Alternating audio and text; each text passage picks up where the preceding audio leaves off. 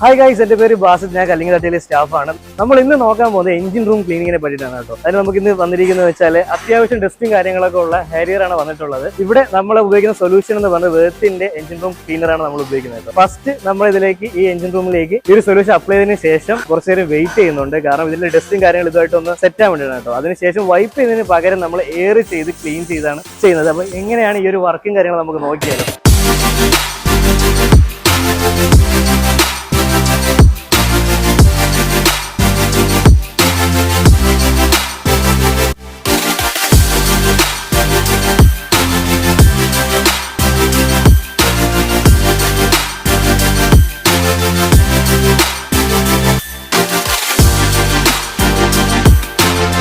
അപ്പോൾ നമ്മുടെ വണ്ടിയുടെ വർക്കും കാര്യങ്ങളൊക്കെ കഴിഞ്ഞിട്ടുണ്ട്. നിങ്ങൾക്ക് ഇപ്പോൾ കാണുമ്പോൾ തന്നെ മനസ്സിലാവും എന്തൊരു വ്യത്യാസം വന്നിട്ടുണ്ട് എന്നുള്ളത്.